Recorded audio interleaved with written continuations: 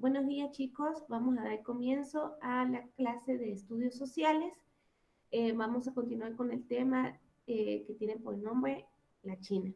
Entonces voy a empezar a compartir mi pantalla, presten bastante atención.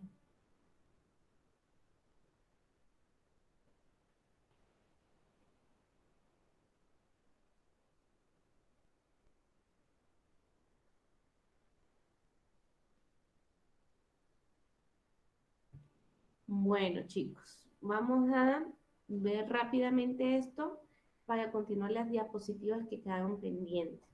Entonces, ¿alguien recuerda en qué continente queda China? Asia. Muy bien, en el continente asiático. Miren lo gigante que es. Entonces, ya sabemos que China tiene una de las culturas más ricas y más variadas del mundo, ¿sí? ¿Por qué? Porque es una cultura bastante antigua que empezó aproximadamente hace 4.000 años, ¿ok? La mayoría de los pueblos chinos, igual que los pueblos de la India, ¿sí? Estaban ubicados en la ribera de los ríos. ¿Para qué ellos estaban asentados cerca de los ríos? Bueno, porque el agua dulce les favorece para la agricultura, para que ellos puedan sembrar. También para alimentar a los animales que ellos tienen domesticados y para todas las necesidades básicas, como la comida, como el aseo. Una de las principales cultivos que ellos tenían, que por eso eran sobresalientes, eran porque cultivaban el trigo, el maíz, el arroz y una clase de cereal que solamente se da en China, que es el mijo. Entonces, por ser este cereal únicamente de ahí, era bastante exótico. Entonces, las personas de afuera también lo comparaban. ¿Sí? También se especializaron por vender productos como el papel. Los chinos fueron los primeros en elaborar el papel para poder escribir sobre ellos. Las piezas de porcelana muy sofisticadas y sumamente costosas. Cultivaban el algodón para hacer telas de algodón y cultivaban, tenían los cultivos de gusanos de seda para procederlos a convertir en tela, ¿ok? En esta sociedad china era bastante politeísta, eso quiere decir que tenían la creencia en varios dioses, ¿sí? Más o menos hacia el siglo VI antes de Cristo, surgieron dos doctrinas filosóficas. Cuando hablamos de doctrinas filosóficas, hablamos de una manera de pensar, ¿sí? De pensamientos, que a veces están ligados con la religión y a veces no. Estas doctrinas filosóficas eh, ingresaron a la China y se denominaron confucianismo por este personaje que es Confuci, se llamó confucianismo, y el taoísmo. Entonces, el confucianismo hablaba de que nosotros, los seres humanos, tenemos que tener contacto con la naturaleza, aceptar nuestro destino, ser mejores personas, ¿sí? Y llegó el taoísmo con este símbolo que hemos visto la mayoría de personas, este símbolo, que es el yin y el yang, que representan el balance entre el bien y el mal, ¿sí? Entre lo rudo y lo delicado.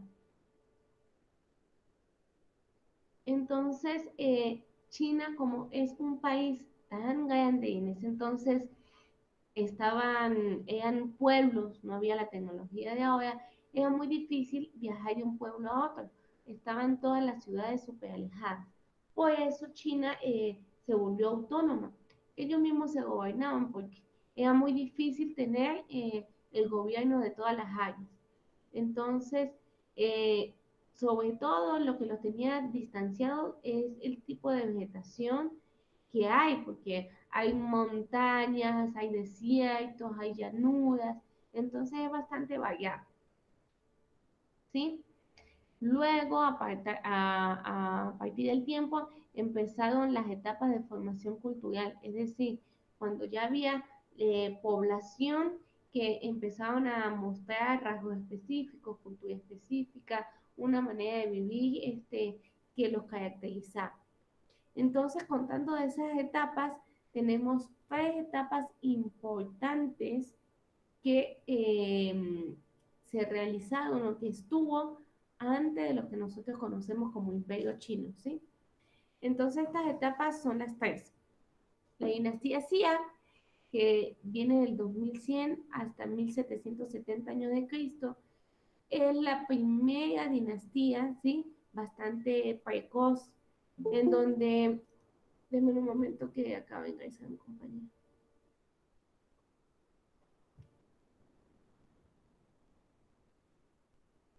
Entonces, en esta dinastía, ¿sí?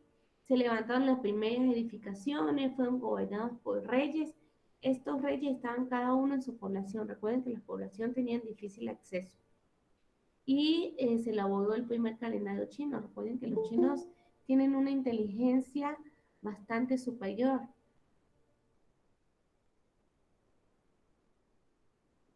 Y con esa inteligencia pudieron resolver el misterio de los días, de los meses y del año y elaborar el primer calendario.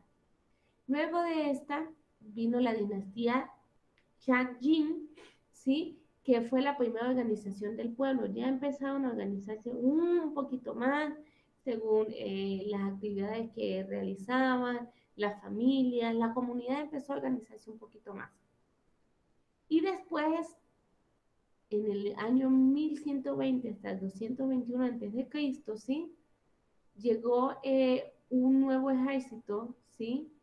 Que derrotaron a esta dinastía, que es la dinastía Shang, y ellos se impusieron. Al imponerse esta nueva administración, ellos copiaron los adelantos que habían descubierto la dinastía Shang en la parte administrativa, en la parte de la agricultura, ¿sí? Pero la mejoraron esas técnicas y mejoraron la producción científica y literaria que ellos tenían. Súper importante que en esta dinastía se introdujo la utilización del hierro, ¿ok? Por primera vez ya empezó a utilizarse el hierro que fue muy útil para fabricar lo que fueron las armas y los utensilios, ¿sí? Entonces, como habíamos hablado, ya empezaron la formación de los imperios y tenemos tres imperios sobresalientes. Tenemos el primer imperio, ¿sí? Eh, ¿Quién, dice, quién dice, que, dice Kevin que la admita, que está intentando entrar. ya lo ha admitido dos veces? Ya lo admití, se volvió a salir.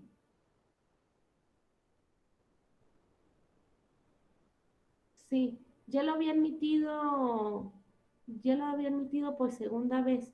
Dígale por favor que intente entrar para volverlo a aceptar. Sí, no sé por qué se está saliendo.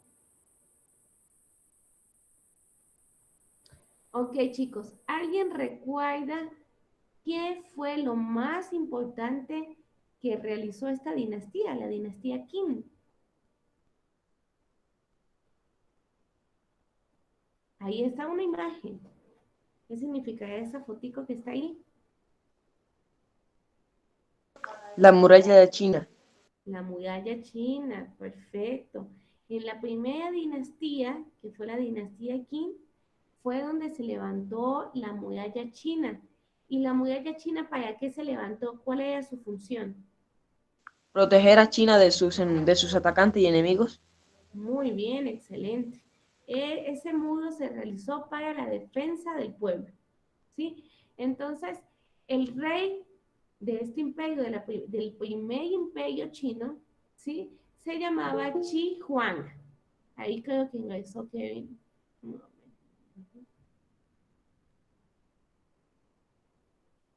Kevin,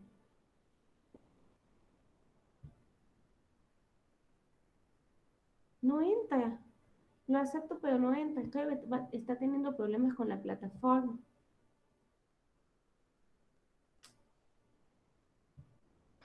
Ok, chicos. El rey de este imperio se llamaba Qi Huang, ¿sí? Él se autoproclamó Qin. Qin significa primer emperador, ¿sí?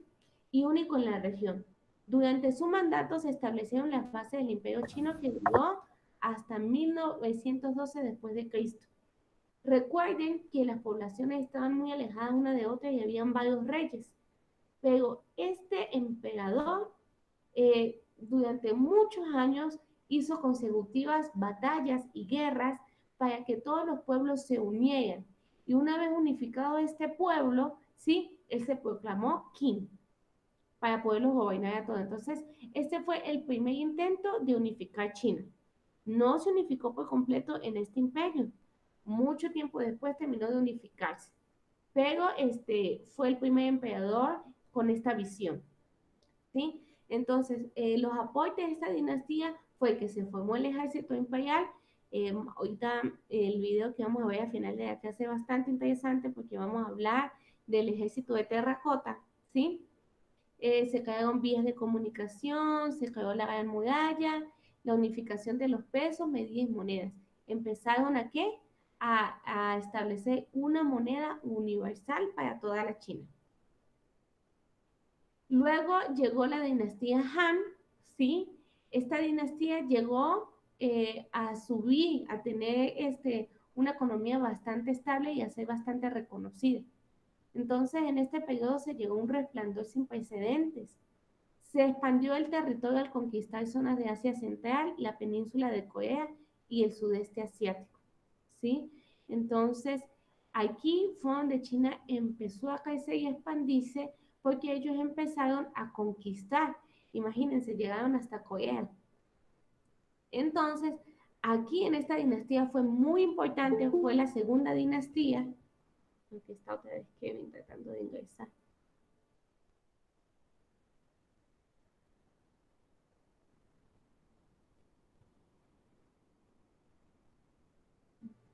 No puede entrar Kevin.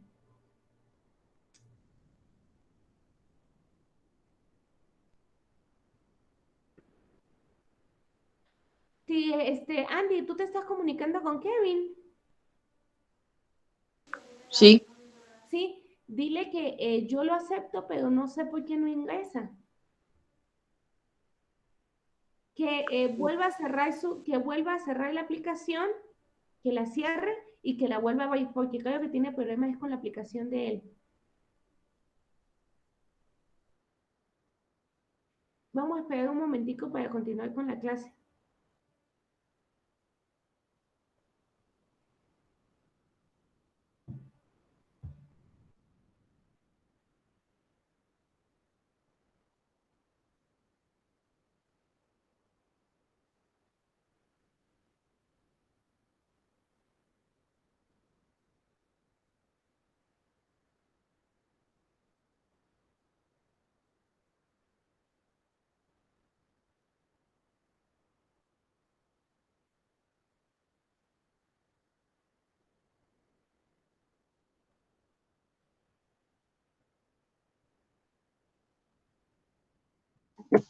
¿Listo, Andy?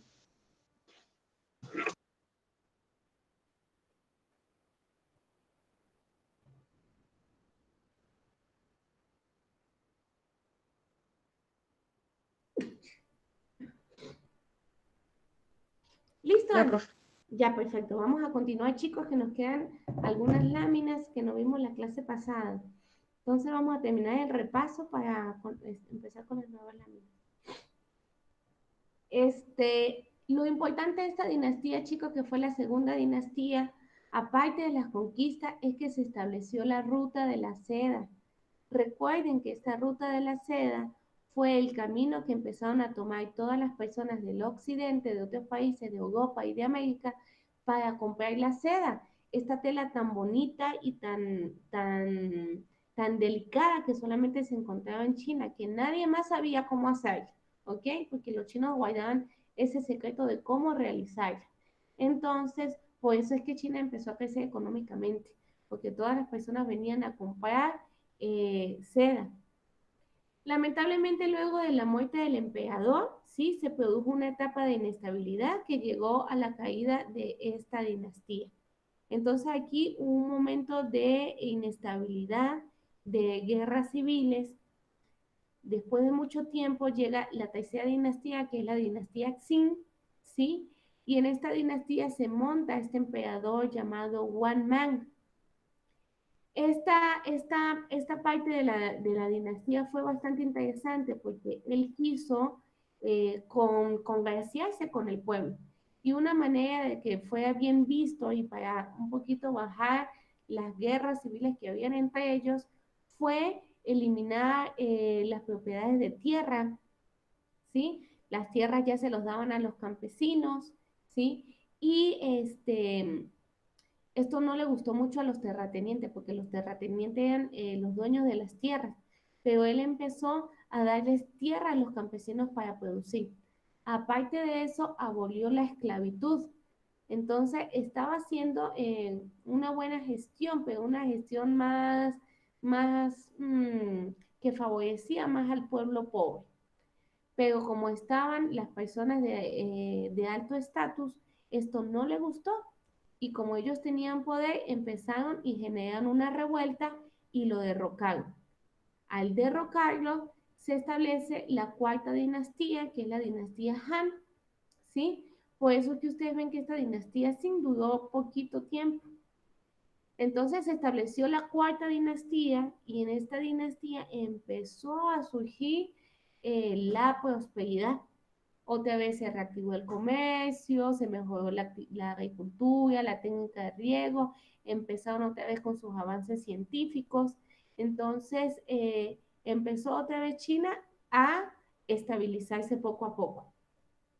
¿Sí? Ya habíamos visto, estos son los tipos de edificaciones que levantaron los chinos en esa época. Son edificaciones hermosas, bastante particulares que nosotros lo vemos y sabemos de una vez que pertenecen a Asia, ¿verdad? Entonces, las construcciones que ellos hicieron, ¿sí? Tenemos las casas, tenemos las pagodas, que eran un tipo de templo, ¿sí? Y tenemos los arcos triunfales. Miren qué hermosos. Estos arcos, estas casas y algunas pagodas permanecen intactas hasta el día de hoy. ¿Alguien tiene alguna duda hasta el momento? No, profe. ¿No? No, profe. No, Bueno, chicos, entonces nosotros nos quedamos hasta estas diapositivas. Vamos a ver las nuevas diapositivas el día de hoy. Entonces, China también estaba formado por clases sociales, ¿sí? Es decir, el más rico hasta el más pobre. Entonces, en la montaña, en el pico de la pirámide, nosotros tenemos al emperador, ¿sí? Eran los sumos. Entonces, ellos eran considerados hijos del cielo y primer funcionario del imperio. Eran casi considerados como una deidad, como un dios. Después venía la nobleza, que incluía la familia imperial, los terratenientes del imperio y los jefes imperiales. Entonces, la familia del emperador, los que tenían mucho dinero. ¿Será Kevin otra vez?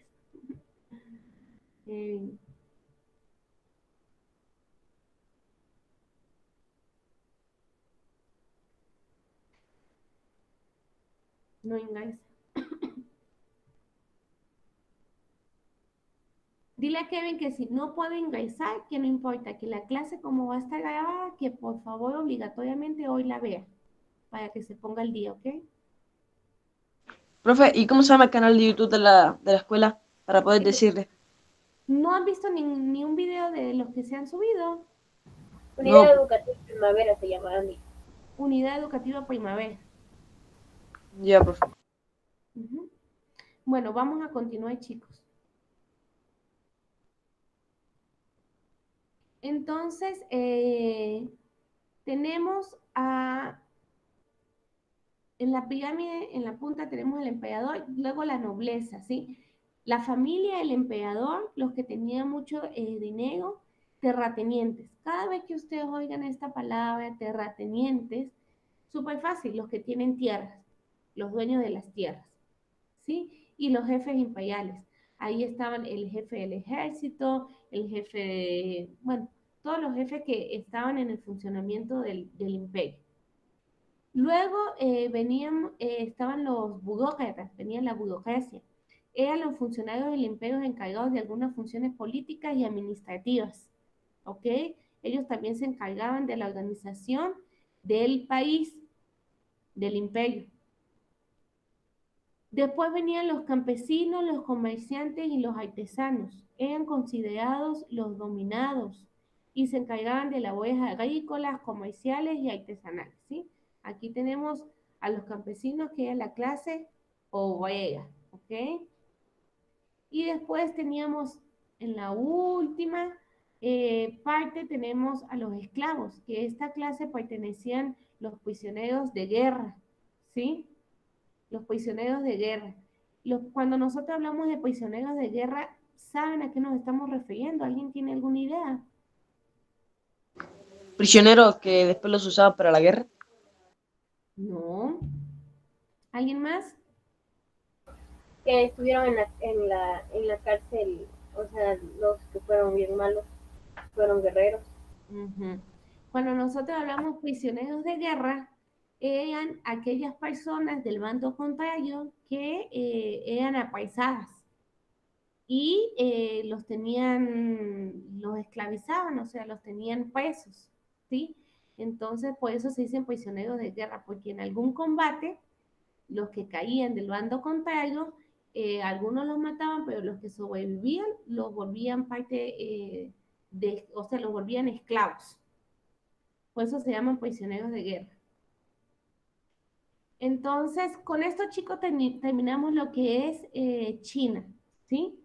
Aprendimos un poco de su cultura, de su alimentación, que estaba a base de arroz, ¿sí? De maíz, del mijo. Aprendimos de cuáles fueron lo que más se comerciaba, ¿sí? Lo que fue el algodón, lo que fue la seda, lo que fue la porcelana. Entonces, rápidamente vamos a ver, aunque no eran grandes imperios, sí se consideraban importantes también en el mundo asiático, como lo fue Japón, ¿sí? Nosotros vemos aquí el mapa de Japón y vemos que Japón es una isla, ¿sí? Japón es una pequeña isla, es un país relativamente pequeño. Por eso es que Japón, y por su ubicación geográfica, es consecutivamente afectada por tsunamis y por terremotos. Primero, por la ubicación geográfica, que está justamente bajo unas placas tectónicas que están en continuo movimiento. Y segundo, al ser una isla tan pequeña, evidentemente se ve súper afectada. Entonces, Japón, el origen del sol, ¿sí? El poblamiento actual de Japón se dio aproximadamente hace 30.000 años, o sea, muchísimo tiempo atrás, ¿sí?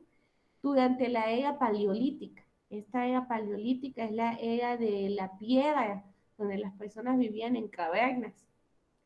Época en que los primeros habitantes provenían del territorio continental del Asia y sobrevivían gracias a la caza y a la recolección. Esos fueron los primeros japoneses, ¿sí?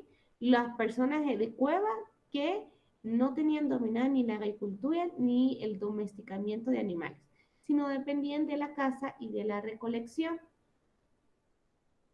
Entonces, aquí hubo dos periodos importantes. Sí, hubo dos periodos importantes. El periodo Jomón y el periodo Yayoi. No es jamón, es Jomón. Y el periodo Yayoi. Entonces, en el periodo Jomón fueron los primeros pobladores. Ellos empezaron a dejar de usar las cuevas y empezaron a construir lo que fueron las viviendas. Se dio el paso a la caza y a la agricultura. Ya empezaron a aprender a sembrar y a cosechar.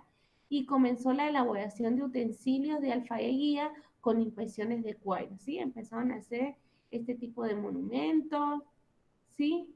Empezaron a trabajar, a hacer cosas manuales, ¿sí? Este periodo se dio desde 10.000 hasta 500 años antes de Cristo. Duró bastante tiempo, ¿sí? Después llega el segundo periodo, que es de 500 años antes de Cristo hasta 300 después de Cristo, y en este periodo se introdujo el uso del bronce y el hierro. Se mejoraron los procesos de cocción de la arcilla y se inventaron las técnicas de cultivo y regadío de los arrozales. También se produjo cambios en la organización social con la aparición de las clases sociales jerarquizadas. Es decir, aquí ya empezaron a organizarse las poblaciones. Empezó a mejorar su agricultura, empezó a mejorar el domesticamiento de animales, la utilización de hornos, ya se introdujo metales súper importantes como el hierro y el bronce. Con esto ellos empezaron a hacer la fabricación de armas, de utensilios, ¿sí? Se mejoraron las técnicas de cultivo en los arrozales y empezó a surgir las clases sociales, es decir, igual el emperador en la punta de la pirámide y los esclavos en la base, ¿sí? Los más pobres. El tema de Japón lo vemos por encimita, ¿sí? Nosotros ahorita podemos ver que Japón es una cultura muy similar a la China, sí, por las edificaciones, se parecen mucho, pero tienen aspectos que los caracterizan, ¿sí? ¿Alguien sabe cómo se llamaban los guerreros japoneses? Samurai. Muy bien, los samuráis, ¿sí? Eran esas personas que tenían grandes habilidades, ¿verdad? ¿Alguien conoce alguna comida típica japonesa? Ahí ya no sé. No, no conocen. Bueno, los japoneses, ajá, dime, Profe, ¿sushi es de China o de qué? japonesa. Es entonces Igual que los chinos, los japoneses, su comida se basaba en el arroz, en los fideos de maíz, de trigo, y muchos vegetales y carnes, pero carnes, sobre todo el cerdo. Entonces nosotros podemos ver que ellos hacían arroz blanco, arroz con vegetales, arroz con carne, tenían bastantes tipos de sopas y sobre todo es importante el té, igual que los chinos. El té era una bebida fundamental para ellos, ¿ok? Ahorita, por ejemplo, nosotros vemos actualmente que el sushi se está haciendo súper famoso, ¿verdad? El sushi no es chino, el sushi es japonés. ¿Alguien ha comido sushi? Yo aún Yo no. sí, profe. a mí ¿Sí? no me gusta. ¿No? Yo Bueno, sí. sí, también, perfecto. Entonces el sushi es una comida japonesa, ¿ok? Y vamos a ver también un poquito lo que es Corea, ¿sí? Corea eh, está dividida actualmente en dos, Corea del Norte y Corea del Sur. Corea del Norte y Corea del Sur, ¿sí? Corea del Norte está viviendo ahorita un imperio comunista, socialista, bastante fuerte, en donde su población está súper restringida, ¿sí? Tiene unas leyes bastante fuertes. Entonces, sobre todo ahorita nosotros tenemos el conocimiento actual de lo que es Corea del Sur, ¿sí? Que es independiente, que es capitalista y que es libre. De Corea del Norte nosotros tenemos datos históricos y tenemos actuales, pero no los tenemos súper claros porque en Corea del Norte es muy difícil que entren periodistas o que salgan información pasando la realidad que está sucediendo en esa parte del país, ¿ok? Pero bueno, cuando Corea estaba unificada, hace muchísimo tiempo vemos que la presencia humana se remonta a más de 70.000 años. O sea, hace muchísimo tiempo, ¿verdad? Entonces está Corea, que está desde hace 70.000 años. Tenemos a Japón, que está de hace 30.000 años. Y tenemos a la China, que está más o menos de hace 10.000 años. Entonces vemos que Corea es la más antigua de todas. ¿Sí? Aunque usualmente se considera que el primer reino de Corea fue fundado por el mítico rey Dangun en el año 2333 a.C. ¿Esto qué quiere decir, chicos? Que aunque la humanidad empezó hace 70.000 años, eran personas de la era, como le estamos diciendo, paleolítica, ¿sí? Personas que vivían de la caza y de la recolecta. No fue hasta 2000 años antes de Cristo que empezaron a organizarse estas ciudades, ¿sí? La evidencia arqueológica muestra que las primeras organizaciones sociales y políticas complejas se formaron entre el año 1500 y 300 antes de Cristo, ¿sí? Tuvo que pasar 1000 años más para que realmente se estableciera fuertemente una sociedad política, económica y socialmente estable, ¿ok? Surgieron varias ciudades en una confederación llamada Reinos Gojoseon. En el año 108 a.C., los territorios de la península fueron conquistados por el emperador Han Wudi. ¿Se acuerdan de este señor? De este Sí. emperador. Más Bueno, o menos. ajá, muy Sí, bien. Este emperador que fue el que empezó, el segundo emperador, el que empezó a expandir su reino porque empezó a invadir, bueno, él efectivamente invadió Corea, ¿ok? A inicios del siglo I después de Cristo, la región fue dominada por tres reinos. El reino Silla, que fue 57 a.C. hasta 935 después de Cristo. Después el reino Goguryeo, que fue 37 años antes de Cristo hasta 668 después de Cristo. Y el Baekje, que fue 18 años antes de Cristo hasta 660 después de Cristo. ¿Sí? Entonces se establecieron estos tres reinos, ¿ok? Vemos que en el segundo reino se establecieron lo que fueron los grandes guerreros, ¿sí? Los grandes guerreros que tenían varias clasificaciones y bueno, y también ellos tenían la implementación de lo que era el papel y la imprenta en el papel, ¿ok? Bueno, chicos, con esto terminamos el tema de China, ¿sí? Terminamos el tema de China y quisiera saber si tienen alguna pregunta ustedes. profe, Díganme. una pregunta. Los japoneses, igual que los chinos, comían carne cruda, igual. O sea, sí, solo. No, No. ellos no, o sea, carne cruda, lo que ellos comen generalmente son las carnes blancas, ¿sí? Las cosas de mar, ¿sí? Pero las carnes rojas, ellos sí la cocinan, ¿sí? Pero lo que es el pescado, sobre todo, ellos están a comerlos crudos de una manera combinada, ¿sí? Ellos la marinan un poquito con sal, los ponen en un proceso y se la comen.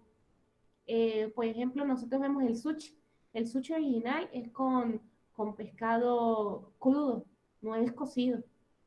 Entonces, pero los chinos no tenían esta forma de comer como los japoneses, se diferenciaban un poquito, porque ellos comían bastante cosas salteadas. Ujú. Muy bien, Doménica. ¿Alguien tiene otra pregunta? No. ¿No?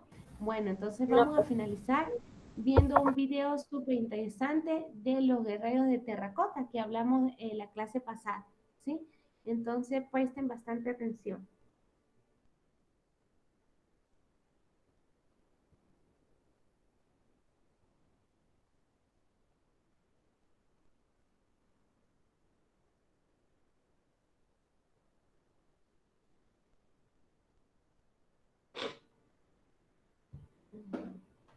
El ejército de terracota es mundialmente conocido tanto por su antigüedad como por lo misterioso en torno a su descubrimiento. Según cuentan los arqueólogos, parece ser que estas estatuas de guerreros ancestrales tenían la función de proteger al primer emperador de China en la otra vida.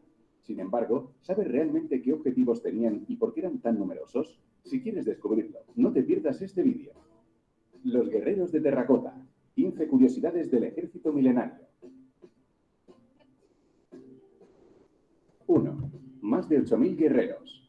Lo primero que llama la atención del ejército de terracota es es su elevado número de soldados, y es que a día de hoy se han desenterrado más de 8.000 estatuas. Sin embargo, los arqueólogos están convencidos de que todavía hay más estatuas que esperan bajo tierra. 2. Figuras a tamaño real. Las figuras están elaboradas a tamaño real. De media representan a hombres con una altura aproximada de 1,80 metros, lo que para la época era una altura considerable. Probablemente esto se debe a su labor militar, ya que hombres de mayor altura y gran envergadura serían más fieros en la batalla. 3. Ninguna es igual a otra. Cada estatua es diferente, con sus propios rasgos faciales y corporales, así como los elementos relativos a la indumentaria y a las armas que portaban, lo que hace pensar que se fabricaron de forma artesanal una a una. 4. Guerreros jóvenes.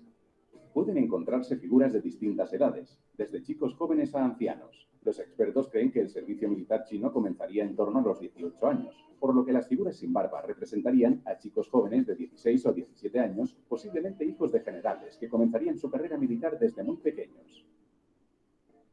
5. Elaboradas por partes. Todos los guerreros de terracota están desarrollados por partes. Los artesanos hacían cada parado y luego las juntaban al resto. Esto permitía apurar más los detalles y diferenciarse entre ellas. 6. Cuenta con caballos. Además de los propios guerreros, también han aparecido esculturas de caballos usados en la batalla por los generales y el alto mando militar, por lo que permite identificar a las figuras que los acompañan como los militares de más alto rango. 7. Guerreros de Xi'an. Aunque el ejército de terracota es patrimonio de toda China, se los conoce popularmente como los guerreros de Xi'an, ya que las esculturas aparecieron enterradas a 33 kilómetros de esta ciudad china. 8. Varios fosos y excavaciones. Los guerreros no aparecieron todos juntos. Se puede dividir la ubicación de las estatuas en 3 fosos diferentes a varios metros entre sí, lo que hace pensar que estaban, además, en posición de formación, representando un campamento militar. 9. Defender al emperador en la otra vida. El objetivo de los guerreros de terracota era el de proteger al emperador Qin Shi Huang, el primer emperador de China en la otra vida. Se creía que si los muertos eran enterrados con riquezas y objetos de valor, estos podrían seguir usándolos en la otra vida. Entregándole un ejército de 8.000 soldados de terracota, el emperador podría seguir dirigiéndolos en el mundo del más allá. 10. Descubiertos en 1974 de forma casual.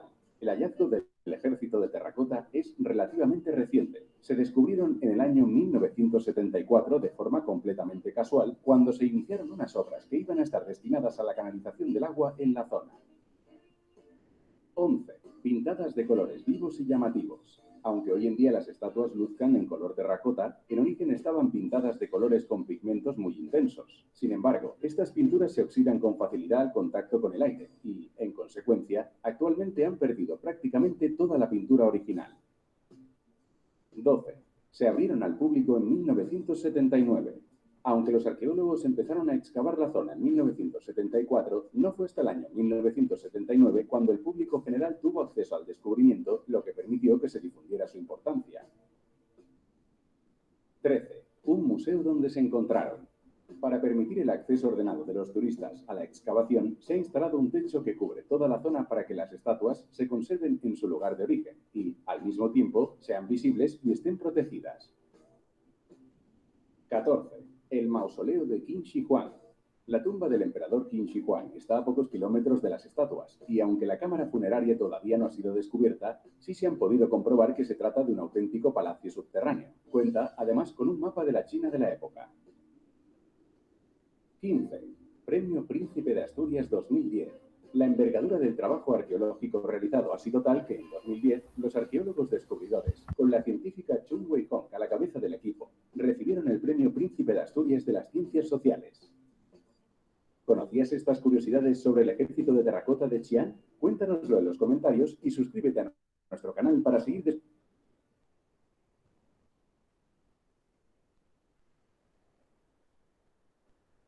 Listo, chicos. ¿Qué les pareció el video? Súper interesante, ¿verdad? Sí, Súper interesante. Sí, ok. Sí. Bueno, chicos, entonces con eso finalizamos la clase. Ahorita a su plataforma les va a llegar una hojita de trabajo sobre este tema que vimos y ya el día lunes empezamos con un nuevo tema. ¿Ok? Entonces con esto vamos a finalizar la clase, chicos. Que tengan un lindo día. Chao, profe. Buenos días.